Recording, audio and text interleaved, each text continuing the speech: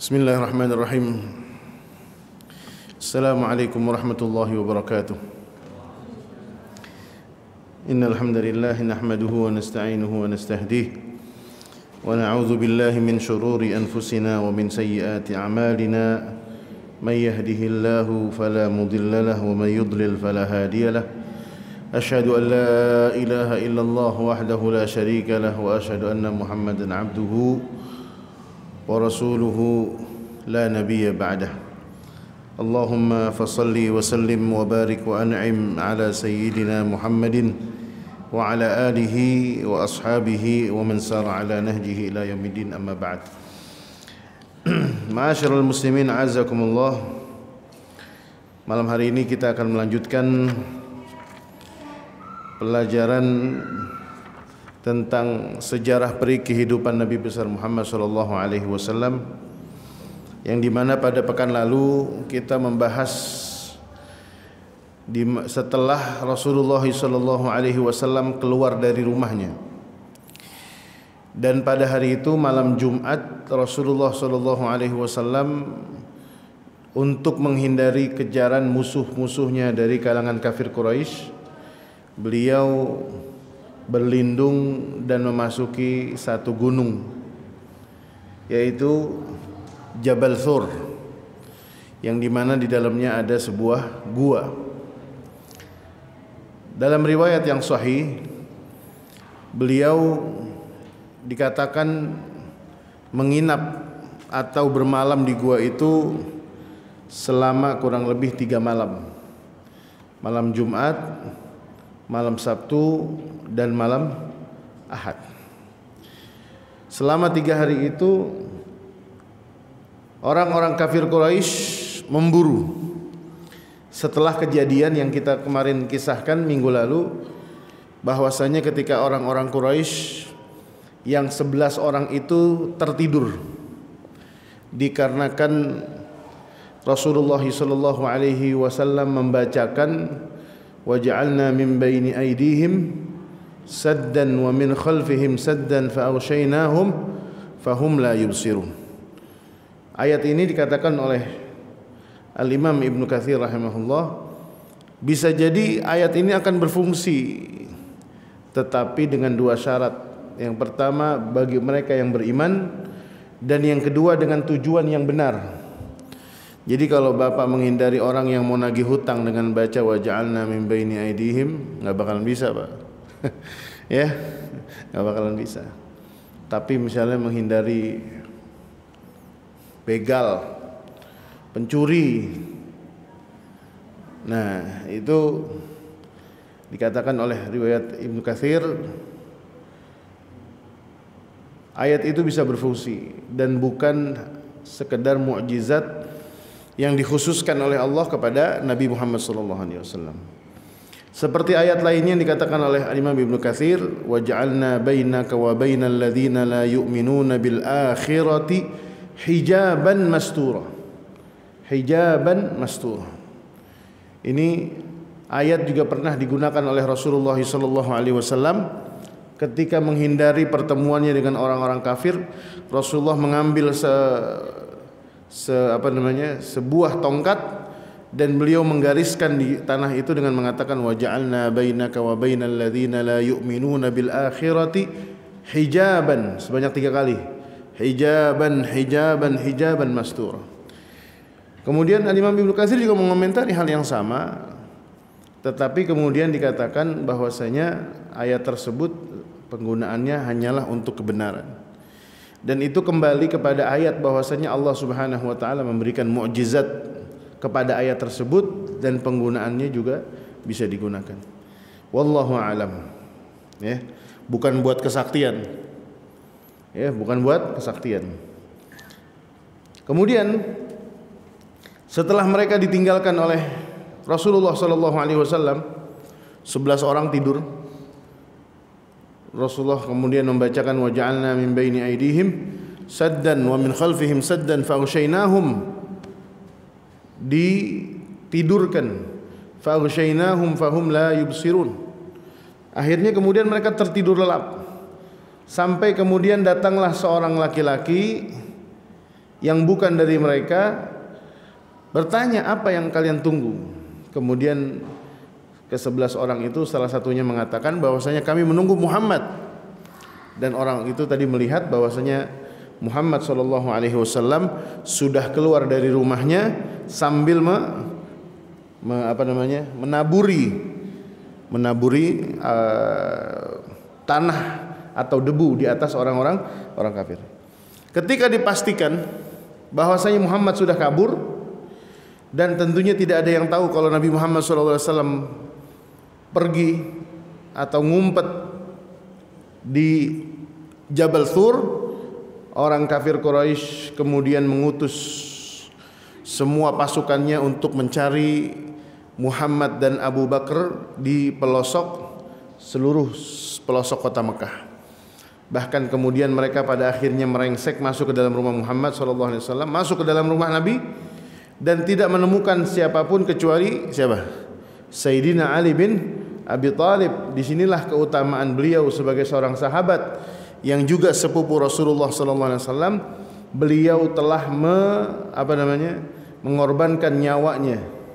Beliau sudah menjadikan nyawanya sebagai tameng. Dan itu ketika ditarik selimutnya tidak ada yang mereka ketemukan kecuali sosok Ali bin Abi Thalib. Dalam riwayat, Ali bin Abi Thalib kemudian dipukul habis-habisan. Bahkan dalam riwayat juga dikatakan beliau diseret dengan menggunakan seekor kuda sampai wajah beliau itu biru lebam karena akibat dipukul dan disiksa. Sampai kemudian Sayyidina Ali diikat di pinggiran Ka'bah dan tidak dilepaskan kecuali setelah ada seseorang yang mengingatkan tentang siapa sebenarnya Ali bin Abi Thalib. Jadi karena akibat bahasanya Rusia nyerang Ukraina ini terlalu sporadis, terlalu marah gitu, terlalu ngamuk, tidak menemukan Muhammad, yang jadi yang jadi lampiasan adalah Ali bin Abi Thalib. Tidak berhasil mereka mendapatkan informasi apapun dari Sayyidina Ali. Lantas kemudian mereka mengejar ke rumah Abu Bakar As-Siddiq.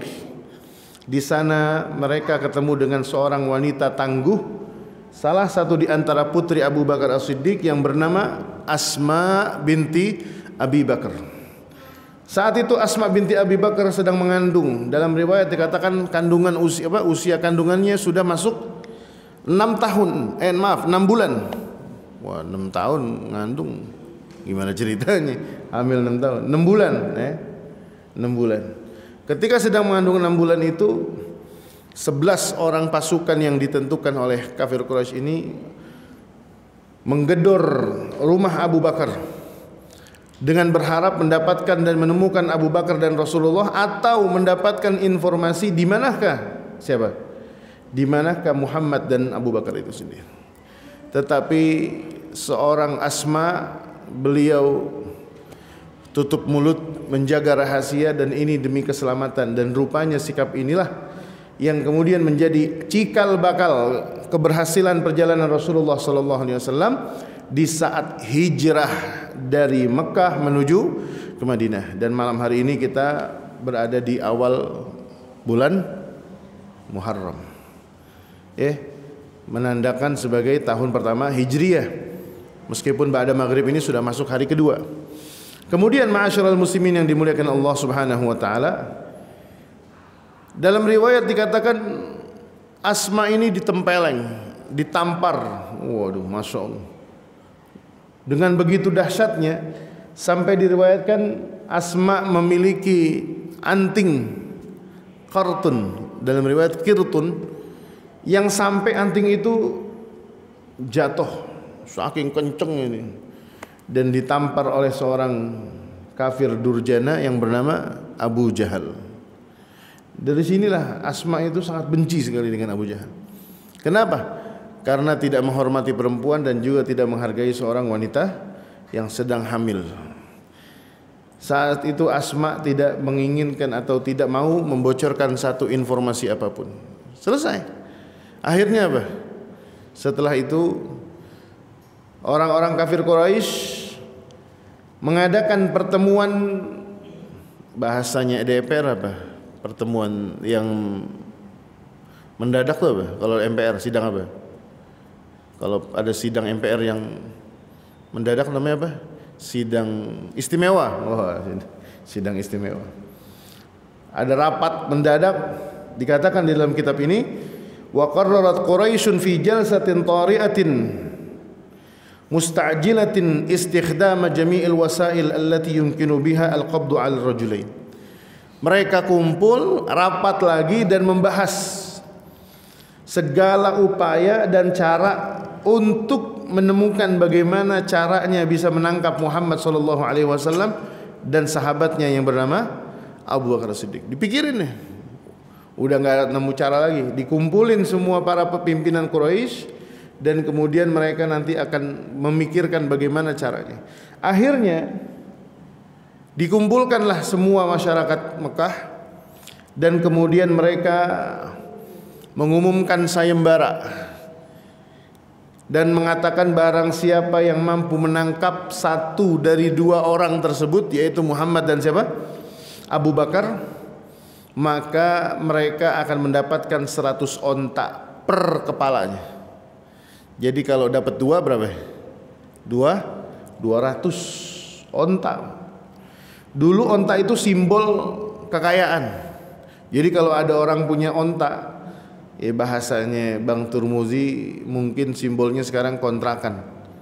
Jadi kalau ada orang ditanya berapa kontrakan Pak? Ya nggak banyak, 50, di Selipi 20, di Mampang 20, 10-nya lagi Setiabudi. Waduh, itu yang kerjaannya ke masjid doang tuh, ibadah mulu, gelar sejadah, pokoknya udah nggak mikirin lagi tuh, nggak mikirin KJP, mau sekolah di swasta juga oke, ya kan? Nggak mikirin PBDB. Ini kan masyarakat puyeng nih Pak. Ekonominya digoyang-goyangin, masyarakat dibikin miskin, akhirnya terdesak harus nyari sekolah yang murah, yang gratis, tanpa memikirkan kualitasnya. Saya setuju dengan salah satu anggota dewan, kalau nggak salah dari fraksi PKS kalau nggak salah, kemarin di sidang yang terakhir mengkritisi pemerintah dengan mengatakan PPDB tahun ini sangat menciderai dan bahkan tahun-tahun yang lalu, bahwasanya proses pendaftaran ke lembaga-lembaga pendidikan tidak berpendidikan.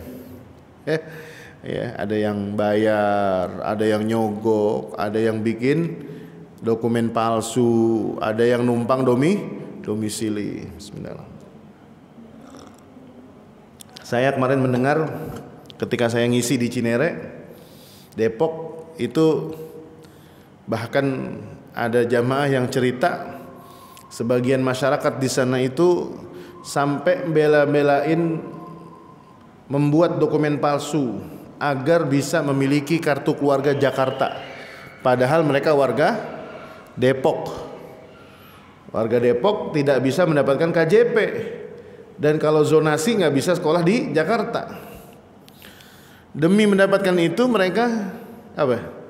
Bikin dokumen palsu, SKTM palsu, kartu keluarga palsu, alamat palsu. Jangan sampai nanti ilmu yang kita dapat juga ilmu palsu. Ijazahnya ijazah palsu, berkahnya palsu. Na'udzubillahi min dzalik. Tugas kita sebagai orang tua berusaha semaksimal mungkin mencari rezeki yang banyak, yang halal, yang berkah. Mudah-mudahan anak-anak kita mendapatkan ilmu yang bermanfaat. Kalaupun memang harus di negeri, tempuhlah dengan cara yang baik, yang halal.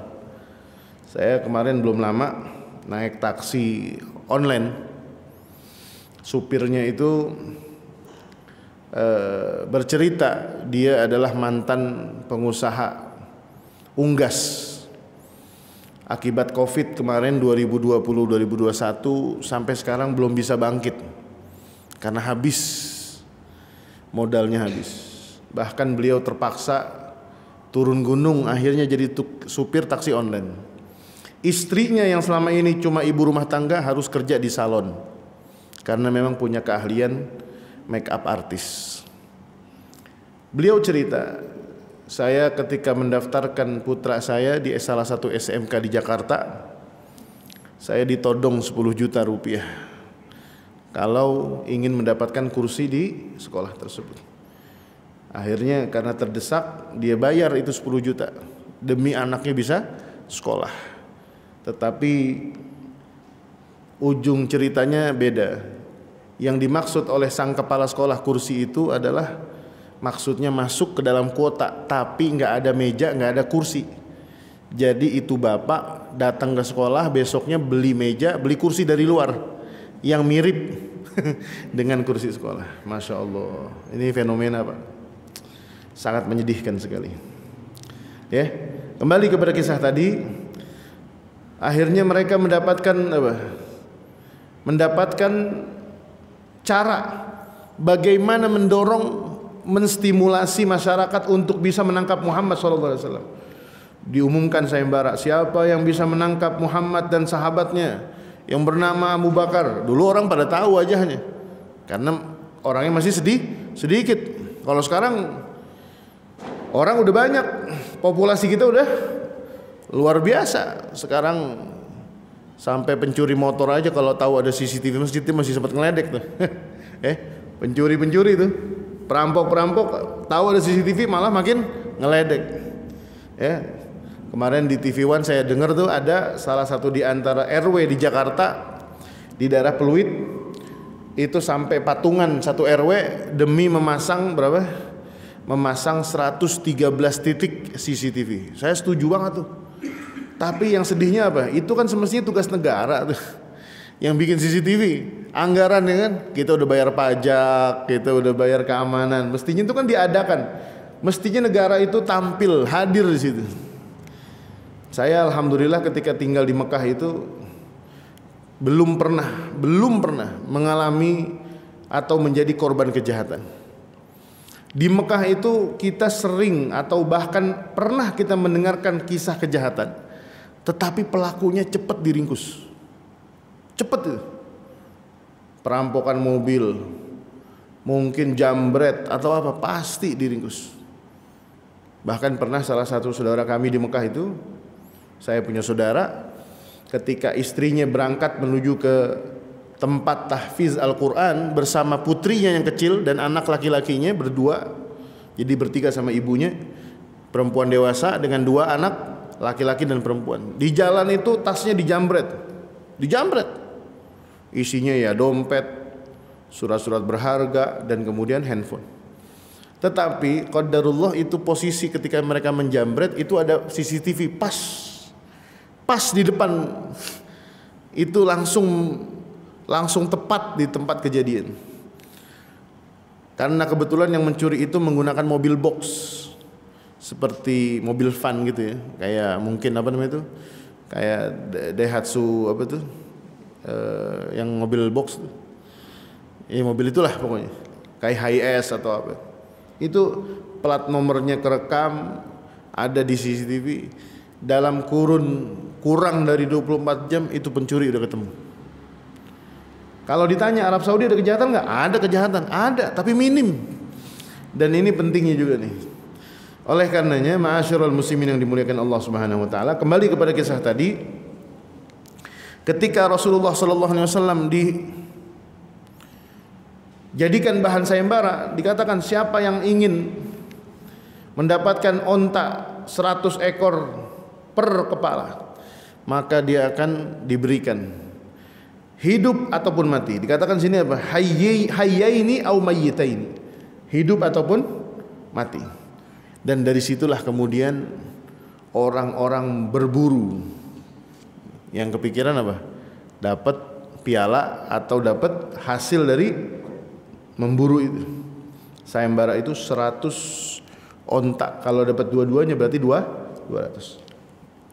Dan ketika Rasulullah SAW bermalam di Jabal Thur malam Senin, malam Kamis, malam Jumat, malam Sabtu, malam Minggu, salah satu di antara orang-orang yang memburu itu, mereka sampai di dalam atau di atas Jabal Thur.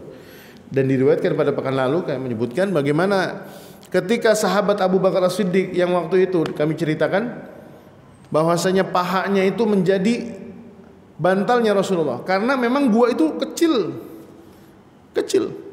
Itu semestinya layak cuma buat untuk satu orang. Tapi kalau ada dua orang masuk, yang satu harus nunduk, super nunduk, harus kayak tiduran malah. Dan ketika itulah mereka berlindung di gua itu. Dan Allah Subhanahu wa taala dalam riwayatkan mengirimkan beberapa mukjizat, di antaranya adalah dua hewan yang Allah kirimkan. Yang pertama adalah al-ankabut, yaitu apa? Laba-laba, dan yang kedua adalah burung yang bertelur di mulut gua itu. Di sini menjadi sebuah bukti bagaimana pertolongan Allah Subhanahu wa taala bertujuan untuk mengaburkan pandangan mereka. Karena orang kafir Quraisy ketika sampai di atas gunung itu mikir, ini kalau di dalam gua ada orang nggak mungkin nih. Laba-laba ini bisa membuat sarang, dan nggak mungkin juga burung ini dengan tenangnya bertelur di depan. Dan salah satu di antara riwayat lainnya menyebutkan bahwasanya burung-burung yang ada di Masjidil Haram hari ini itu adalah burung-burung yang dulu pernah membantu Rasulullah SAW. Silakan Bapak Ibu sekalian buka di dalam kitab yang berbicara tentang adab Makkiyah, adab-adab Mekah. Itu dilarang bagi siapapun untuk mengambil, untuk membunuh, bahkan untuk ngusir itu makruh hukumnya. Wallahu a'lam. Ada yang mengatakan itu karena lihormati Makkah, karena kehormatan Makkah. Yang kedua ada yang mengatakan karena itu burung adalah burung yang dulu pernah membantu Rasulullah SAW, dan ini keturunannya. Masya Allah nih. Makanya kami di Mekah itu dulu tinggal, kadang jendela-jendela rumah kami itu sering dijadikan sangkar burung. Mereka bertelur. Kita tinggal liburan ke Indonesia 2 bulan, tahu-taunya besok pulang dari liburan, pagi-pagi udah ada burung. Pas kita lihat, wah burung dara, udah bertelur.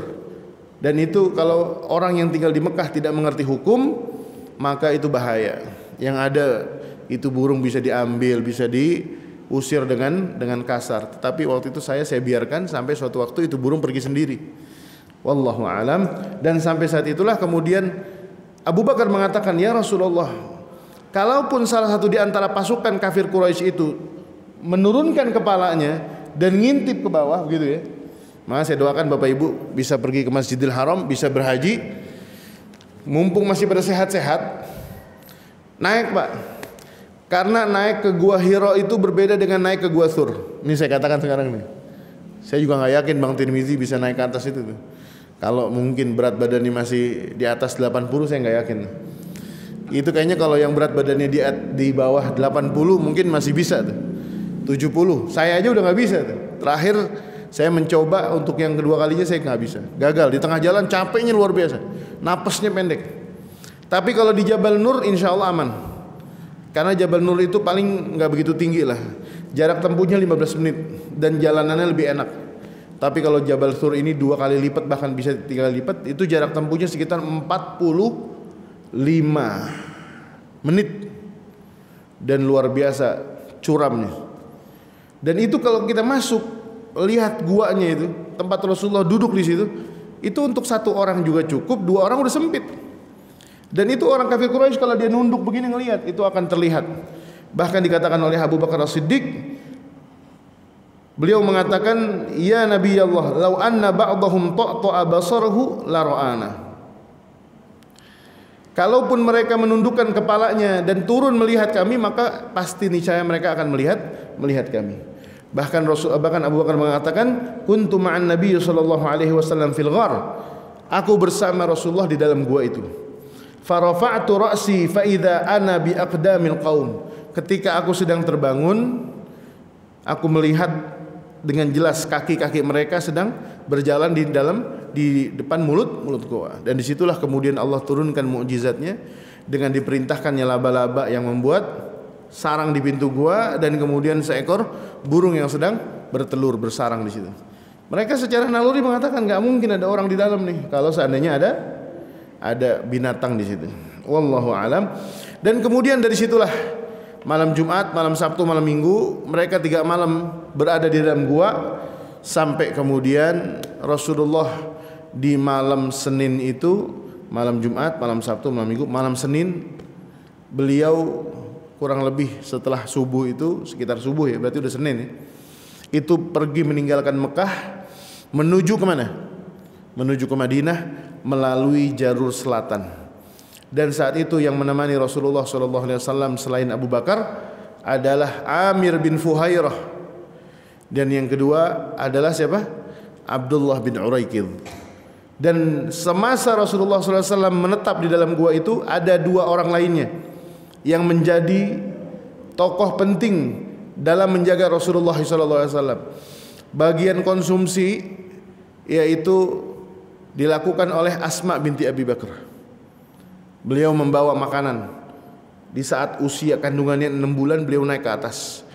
Kisah ini memberikan pelajaran kepada kita bahwasanya perempuan itu punya peranan di dalam Islam. Wanita itu punya peranan di dalam agama. Jangan pernah mengenyampingkan perempuan. Jadi kalau di masjid, DKM, jangan semuanya bapak-bapak.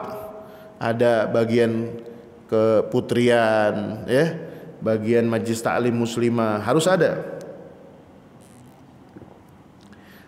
Dan kemudian diriwayatkan siapa namanya? Asma binti Abi Bakar ini suatu waktu ketika beliau membawa makanannya itu beliau bingung karena tidak mungkin dia akan menenteng makanannya di tangannya. Siapapun yang keluar dari Mekah saat itu akan ditanya. Dan salah satu di antara cara beliau untuk menyimpan makanannya itu adalah beliau melepaskan sabuk yang menahan perutnya yang sedang mengandung itu. Beliau lepas, beliau bagi dua. Yang satu digunakan untuk menahan perutnya yang sedang mengandung, yang satu lagi digunakan untuk mengikat makanannya dan diletakkan di pinggangnya.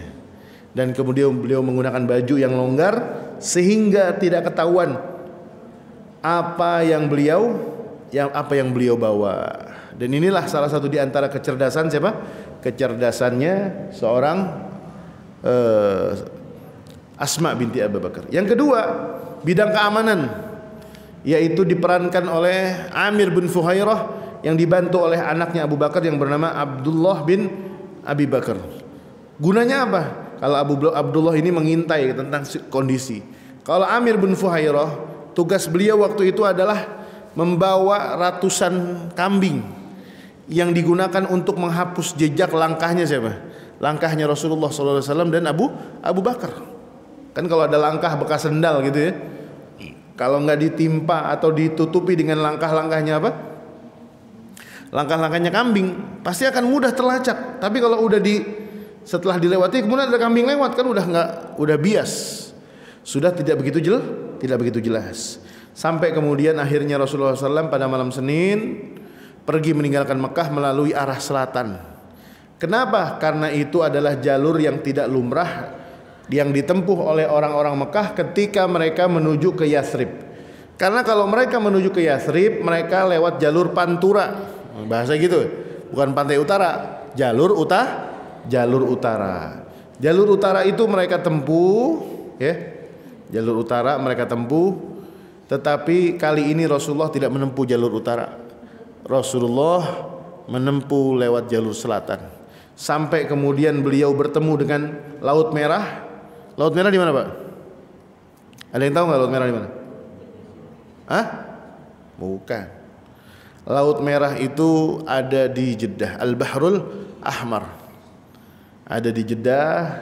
Saat itu Rasulullah baru mengambil arah barat, sampai kemudian barulah bertemu dengan jalur menuju ke Madinah yang jarang dilewati oleh orang siapa? Oleh orang-orang pada umumnya. Dan kalau tadi kita dengar ada dua nama selain Abu Bakar. Yang pertama Amir bin Fuhairah. Amir bin Fuhairah ini termasuk orang yang mengerti tentang strategi. Dan yang kedua ada satu orang yang bernama Abdullah bin Uraikid. Abdullah bin Uraikid ini bukan seorang muslim. Abdullah bin Uraikid ini adalah seorang kafir Quraisy yang memiliki, bahasa kita, profesi, mampu berjalan dari satu tempat ke tempat yang lain tanpa menggunakan, kalau bahasa kita, kompas. Jadi dia cukup membaca mata angin. Dan dia dikenal dengan dalal. Dalal itu adalah orang yang bisa berjalan di malam hari tanpa menggunakan alat bantuan mata apapun. Cukup melihat perbintangan dan dia tahu ini arah barat, ini arah timur, ini arah utara. Dan orang ini disewa oleh Rasulullah. Dan disewanya dengan akad. Dan dia kalau di mata orang Quraisy dia menjadi seorang pengkhianat, betul nggak? Di mata orang Quraisy. Tetapi dia mendapatkan upah dari itu. Dari sini para ulama mengatakan boleh nggak kita berkoalisi dengan orang non muslim? Boleh, dengan syarat ini orang non muslim bukan orang yang muharib, bukan orang yang tukang ngeledek agama, yang nggak pernah ngeledek ulama, nggak pernah ngeledek syiar-syiar syariat, enggak. Tapi dia profesional. Misalnya nih contoh teman-teman kita di Papua, partai-partai Islam di Papua, kalau dia tidak berkoalisi, wah susah. Mungkin kalau dalam pilkada, misalnya cagupnya non muslim, wakilnya muslim, seperti itu. Jadi kalau seandainya dia tidak berkoalisi maka akan kesulitan misalnya. Nah ini Abdullah bin Uraikid disewa oleh Rasulullah SAW dan mereka berjalan waktu itu sampai di satu daerah yang bernama Wadi Qudayd. Dan di Wadi Qudayd inilah Rasulullah SAW mengalami beberapa kejadian. Di sini di dalam kitab dikisahkan ada sekitar 5 atau bahkan 6 kejadian yang dimana selama perjalanan Rasulullah dari mana? Dari Makkah menuju ke Madinah yang berlangsung selama kurang lebih 3 hari, beliau mengalami berbagai macam kejadian. Kejadian yang pertama yang dialami oleh Rasulullah SAW, dan waktu itu mereka sudah berlepas dari Abdullah bin Uraikid, karena Abdullah bin Uraikid ini disewa untuk mengantarkan sampai beberapa titik jalan yang dimana orang itu tidak banyak yang tahu. Dan dia sudah bersumpah, berjanji tidak akan membocorkan rahasia, tidak akan cerita kepada siapa-siapa. Oleh karena ketika mereka sudah mengantarkan Rasulullah kepada arah mana tuh? Selatan, kemudian beralih ke arah barat, disitulah persimpangan jalan yang tidak akan mungkin ditempuh oleh orang-orang selain Rasulullah itu. Bahkan kalaupun ada jarang, sangat jarang sekali. Abdullah bin Uraikid dan Amir bin Fuhairah kembali ke kota Mekah. Ketika dalam perjalanan ada satu peristiwa dikisahkan oleh Abu Bakar As-Siddiq radhiyallahu taala anhu, ketika mereka berada di jalanan, tiba-tiba Allah Subhanahu wa taala mengirimkan satu batu yang besar dan panjang. Ini batu, ini mukjizat nih, Pak. Ini mukjizat nih. Ketika Rasulullah SAW berjalan bersama Abu Bakar, kemudian sampailah di waktu pagi, di waktu siang dan mulai panas matahari saat itu, dikatakan oleh Abu Bakar As-Siddiq, farufi'at lana sokhratun tawilah. Allah mengangkat satu batu yang besar dan panjang, laha dhillun lam ta'ti 'alaiha syams, yang dari mana dari batu tersebut akhirnya kami tertutup dari teriknya panas atau panasnya terik matahari. Dan di situ dengan ketakjubannya Abu Bakar As-Siddiq mengatakan, ini mungkin adalah maksud Allah Subhanahu wa taala agar memberikan waktu istirahat kepada Rasulnya sallallahu alaihi wasallam. Dan benar, ketika itu Rasulullah SAW sedang berada di satu tempat, Abu Bakar As-Siddiq meminta atau menyarankan kepada Rasulullah untuk berhenti, dan kemudian Rasul berhenti. Ketika berhenti Rasulullah istirahat. Dan ketika Rasulullah SAW istirahat, Abu Bakar tidak tidur. Beliau mengatakan, "Nam ya Rasulullah, tidurlah wahai Rasulullah, wa ana anfudu laka ma haulak." Dan saya yang akan menjaga di sekelilingmu, saya akan menjaga sekitarmu. Karena usia Abu Bakar dengan Rasulullah ini jauh. Abu Bakar ini udah cukup tua, usianya lebih tua daripada Rasulullah sallallahu alaihi wasallam. Kemudian Rasulullah tidur, wa kharajtu anfudu ma haulahu, dan kemudian Abu Bakar ini berkeliling di sekitar Rasulullah SAW, mungkin jalan-jalan sedikit. Fa idza ana bira'in muqbilin bi ghanamihi ila sakhrah. Ketika kami sedang istirahat tadi, tiba-tiba datang seorang pengembala dengan membawa kambing-kambingnya. Yuridu minha mithla alladhi aradna.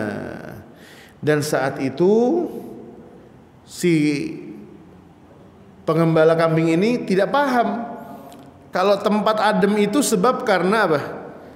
Karena ada batu yang menutupi matahari, dan Ini pengembala pengen juga istirahat, sama dengan apa yang dilakukan oleh Rasulullah SAW dan sahabatnya. Faqultu lahu, liman anta ya ghulam? Wahai pengembala, Anda ini kerja sama siapa? Faqala lirajulin min ahlil madinati aw Makkah. Saya kerja kepada orang yang orang yang tinggal di Madinah dan tinggal di Mekah. Qultu afi ghanamika laban? Apakah di dalam salah satu kambingmu itu ada yang memiliki susu kambing? Qala na'am. Qultu afa nahlib? Ada. Kata Abu Bakar, boleh enggak kalau kita ngambil susunya? Kemudian anak muda itu pengembala mengatakan, qala na'am. Fa akhadha syatan fa qultu unfud ad-dar'a min at-turabi wasy-syi'ri wal qadha. Akhirnya Abu Bakar As-Siddiq memerintahkan anak muda itu untuk memerah susu kambing itu minat turabi wasy'ari wal qadha. Dan ketika itu diajarkan anak muda cara bagaimana memerah susu yang benar. Fa haliba fi qa'bi qutbin min laban. Akhirnya kemudian dikumpulkan itu susu sampai kemudian terkumpullah susu itu dan Abu Bakar bawa kepada Rasulullah sallallahu alaihi wasallam. Dan ketika Rasulullah SAW terbangun, hina istaiqadha fasababtu minal ma'i 'ala al-labani hatta barada asfaluhu faqultu ishrab ya Rasulullah, minumlah wahai Rasulullah. Fashariba hatta raditu, sampai kemudian Rasulullah meminum. Thumma qala alam ya'ni lirrahil, apakah sudah saatnya kita untuk berjalan, melanjutkan perjalanan lagi. Ini kisah pertama. Jadi di antara kisah-kisah yang terjadi di perjalanan Rasulullah SAW antara Mekah dengan Madinah, yaitu pertama Rasulullah mengalami hal tersebut. Yang kedua, Rasulullah SAW ini selama perjalanan posisinya selalu ada di depan, kan menggunakan dua kuda ya. Rasulullah berada di kuda yang pertama, selalu berjalan di depan, dan Abu Bakar ini selalu kalau berjalan dengan Rasulullah itu posisinya selalu di belakang. Enggak pernah di samping Rasulullah, tetapi di belakang. Ini adalah gambaran ta'zimnya seorang murid kepada guru. Jadi kalau murid itu dianggap orang yang menghormati gurunya, jalannya bukan di depan, bukan di samping, tetapi di belakang, kecuali disuruh sama gurunya, disuruh maju atau enggak disuruh di depan. Nah, ini Abu Bakar kebiasaan. Kalau datang itu radifa Rasulullah sallallahu alaihi wasallam, selalu membelakangi, kalau bahasa Betawi itu ngebuntutin Rasulullah SAW. Tetapi kemudian ada satu kejadian, fayalqar rajul Abu Bakrin fayaqul.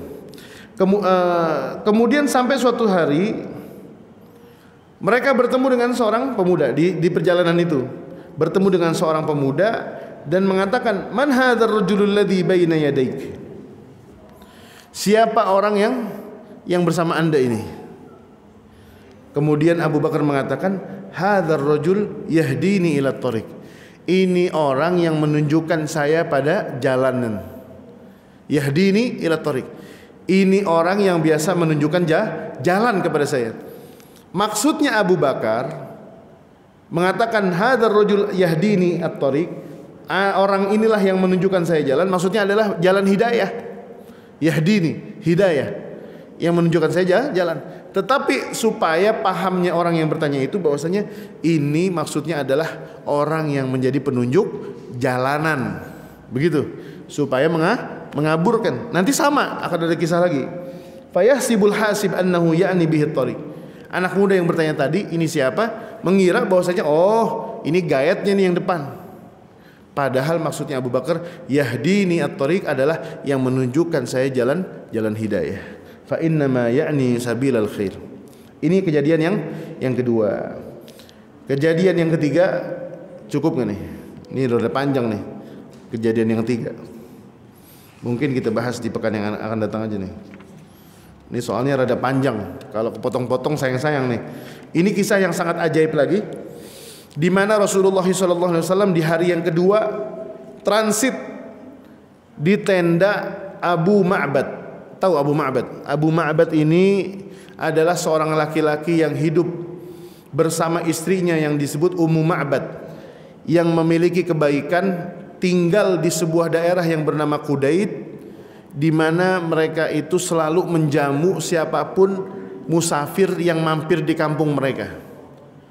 Dan qadarullah, ketika Rasulullah sedang melewati mereka punya kampung, kampungnya Abu Ma'bad sedang pergi. Tinggal ada Ummu Ma'bad. Ummu Ma'bad itu punya tenda, yang dimana tenda itu dikhususkan untuk mereka yang mau mampir. Begitu kurang lebih. Nah, ini ada kisahnya cukup panjang. Kalau kita jelaskan sekarang khawatir, ini udah jam 7 lewat ya. Sedikit lagi azan Isya, dan insya Allah nanti kita akan bahas di pekan yang akan datang.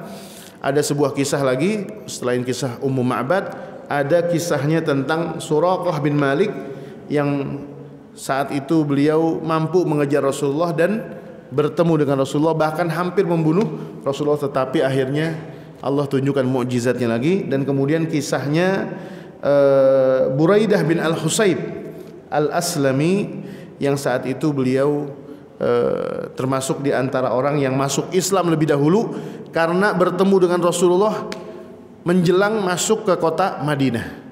Dan inilah rombongan yang menyertai Rasulullah ketika Rasulullah masuk ke perbatasan kota Madinah. Wallahu a'lam.